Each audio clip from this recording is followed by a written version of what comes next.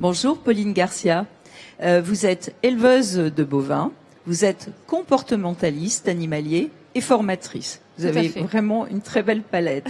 Et avec vous, nous allons parler de bien-être animal. Le bien-être animal, apparemment, c'est une priorité pour vous. Oui. En quoi est-ce une priorité? Alors, une priorité tout simplement sur ma ferme, au quotidien, puisque mon métier d'éleveuse m'apporte une expérience de terrain quotidiennement. Et le bien-être animal, c'est un thème récurrent qui revient dans mes formations. Puisqu'effectivement, on ne sait pas trop toujours le placer, on ne sait pas quel mot, quelle illustration ou quelle photo mettre derrière le bien-être animal. Donc des professionnels comme moi ou des vétérinaires permettent de recadrer un petit peu ce terme-là pour que les éleveurs ne se sentent pas un peu trop perdus à travers ce mot bien-être animal qui est parfois un mot valise. Alors, mot valise, ça demande obligatoirement explication. Vous nous en avez trop dit ou pas assez? Eh bien, on ne sait pas toujours ce qu'on met dedans. Et donc, il est nécessaire que des professionnels viennent sur le terrain et expliquent concrètement qu'est-ce que représente le bien-être avec les 5 libertés, absence de faim, absence de soif, une relation soignée, pas de maltraitance, et puis un respect général de l'animal. Alors vous avez une autre facette aussi dans votre métier. Vous êtes comportementaliste animalier et vous avez écrit justement le petit guide illustré du bien-être du bovin, paru aux éditions France Agricole. Alors l'éthologie, c'est apparemment donc c'est l'étude du comportement des animaux. C'est une discipline qui vous tient à cœur. Oui. Quel est le lien justement entre éthologie et l'élevage? Alors, avant de m'installer en tant qu'agricultrice, j'ai fait mon cursus de comportement animalier. Et donc, quand je suis arrivée sur le terrain avec mon bagage scientifique, j'ai tout de suite compris que ces deux milieux, éthologie et agriculture, étaient étroitement liés. Et cela permet à l'agriculteur qui est sur le terrain de mieux comprendre ses animaux, de travailler avec plus de plaisir, plus de sécurité et donc plus de facilité. Donc, quand on travaille dans cette ambiance-là et dans cette harmonie, on gagne en production et en plaisir de travail. Parce que le plaisir dans ce métier, on l'a pas toujours tous les jours. Donc c'est quand même très important d'avoir beaucoup de satisfaction auprès de ces animaux. Alors justement, vous parliez de satisfaction dans son métier, mais on voit bien que certains agriculteurs certains éleveurs autour du bien-être animal sont attaqués. C'est récurrent dans les médias, mais c'est aussi un sentiment de méconnaissance peut-être de la part du grand public. Alors justement, l'agribashing, ça, vous en pensez quoi par rapport à cette problématique de bien-être animal?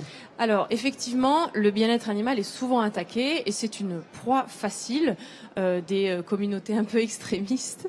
Moi, ce que je conseille aux consommateurs, c'est de venir se faire sa propre expérience sur le terrain et de discuter avec le professionnel, avec l'agriculteur, qui va lui faire découvrir son métier et qui va lui donner les vraies réponses.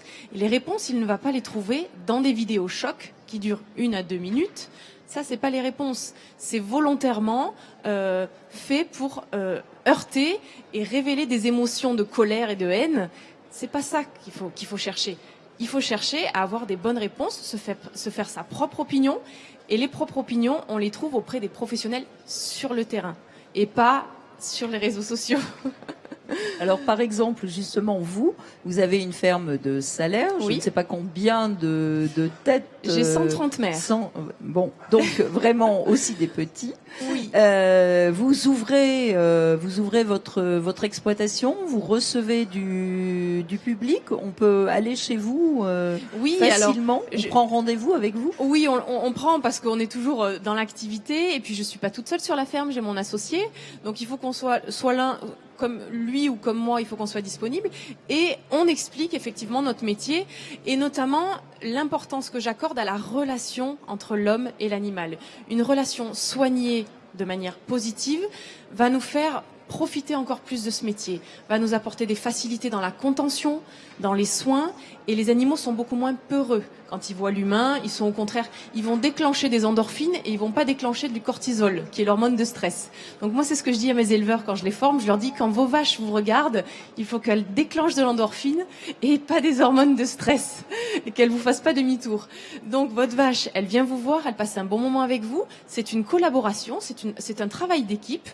L'éleveur est un manager et l'éleveur doit sourire, doit profiter de sa journée pour que son équipe soit au top et donc son équipe ne prenne pas trop des jours de congé et pas trop de RTT et donc produisent dans des bonnes conditions et tout ça dans le plaisir et la facilité.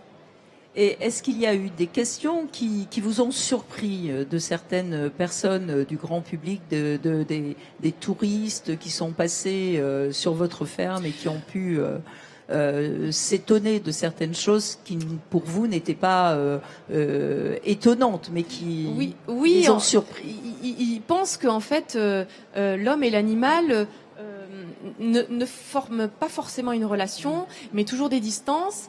Et quand ils me voient manipuler et circuler au milieu de mes animaux et que je connais tous les noms de mes vaches et que les animaux, il y en a 130, hein. Oui, plus les 1 an, les 2 ans, les taureaux, donc ça fait un sacré cheptel. Et donc je connais tous les noms. Et quand les vaches me reconnaissent et que je vois juste dans leur regard qu'elles s'approchent et qu'elles me reconnaissent, donc déjà ils sont étonnés de voir qu'il y a une relation qui se crée avec les animaux et que cette relation elle est très importante et qu'il faut pas la négliger. Écoutez, on va terminer sur ce beau projet que vous avez monté dans votre exploitation. Le fait qu'il y ait une vraie relation, c'est ce qui est important, une collaboration. J'aime beaucoup ce mot et je pense que c'est un très très bel exemple à suivre. Alors, oui, j'espère. Merci beaucoup, Pauline Garcia. Au plaisir.